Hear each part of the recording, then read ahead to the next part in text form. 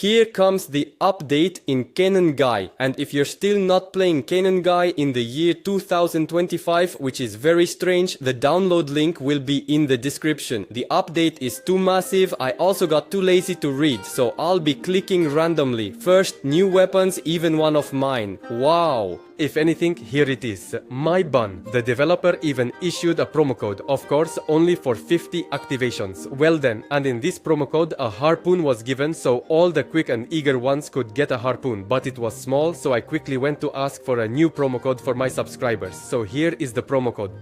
It's small but nice. Now you will have 2 whole jumps and for free instead of 1 paid one as it was before. This was done because the arenas will gradually increase, making it easier for players to move over long distances. They also reduced the price of the double jump. Now when upgrading jumps, they will really be to upgrade. And now a level 14 jump is indeed much stronger than jumps of lower levels, and we smoothly transition to interface improvements. Now all the parameters that will be upgraded in the next upgrade will be displayed with such a plus sign, and this will give more understanding of what exactly you are upgrading. They also added the upgrade of the bat, specifically the knockback power, thus emphasizing its purpose of use. Now for smaller changes, the number of projectiles will be shown on maps where this is present.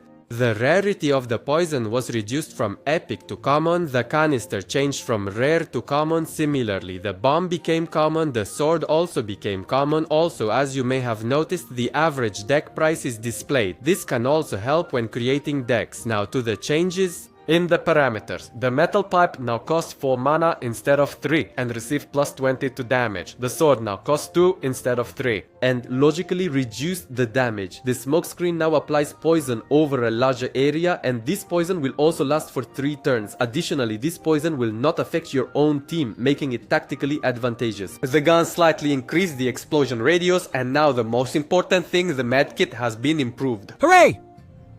So Alto and I will go celebrate. She now removes poisoning, and that's really cool. It enhances her usefulness. The heals are gradually recovering. Also, 2 cannons have been given proper aiming because previously it wasn't pulling back. And the more you pull back, the more it will push you back. The bombs and rocket have increased knockback, and it's really noticeable. Now their knockback pushes back more. Also, now the poisoning from different weapons adds up, and that's really cool. Now you can stealthily stack poison to confuse the enemy. It will be a bit easier to find your friend because you can find them by entering even a part of their name.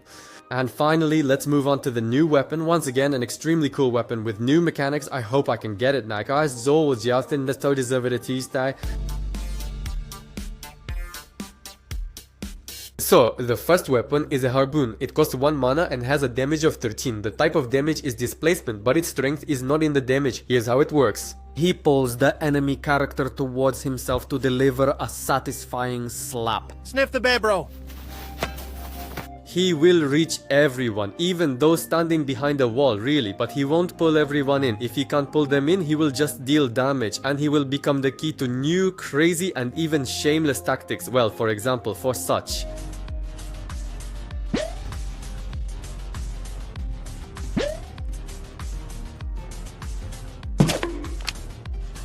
This is, of course, quite difficult to do, more precisely, very difficult but entirely possible. The developer intentionally left such a tactic to later remove it and break everyone's heart again. But let's pretend that never happened. It has a solid range, but with one downside. Aiming is a bit tricky because you need to practice to hit with it. The next weapon is a Poison Cloud. It costs 4 mana and has damage of 19 and another 19 over 3 steps, totaling 76 damage. Although another weapon costing 4 mana deals slightly more, around 80, but this is not a simple weapon, and here's why. Such a grenade is thrown with a timer, and where it stops, there a poisonous cloud will appear, slowly rising above the arena. It will hang for a full 90 seconds, dealing damage and poisoning anyone who jumps through it, and of course you can forcibly push an enemy into it, so its damage is quite justified. Here it really is significant. Chance to deal damage to 2 characters, therefore the poisonous cloud seems like a pretty strong card, but will it become playable? It needs to be tested. The last weapon is a grenade, costs 2 mana and has damage of 9 multiplied by 8, and this is the 72 damage at the cost of 2 mana. Even weapons costing 3 mana do not deal such damage, but again, it's not that simple. It has complex usage, honestly too complex. To achieve at least 54 damage, you need to hit with 5 or 6 projectiles, and often it will be 3 or 4. That's 27 to 36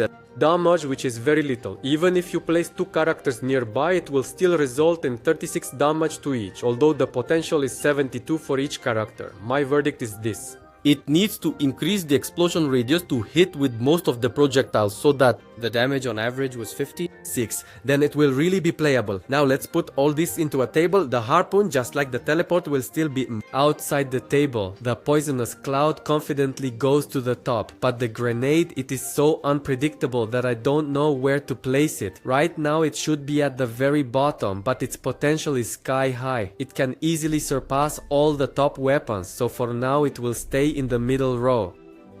A new season pass has also been released, so traditionally we will review its rewards and compare them with the previous pass. In the paid version, you will receive 65,000 gold, 7,500 power points, 700 regular jokers, 220, 5 rare, 50 epic and 3 legendary, 2 giant chests, 2 legendary chests, 1 hero's chest, 2 mega chests and 6 random. Also 300 crystals, 1 harpoon and 1 emote.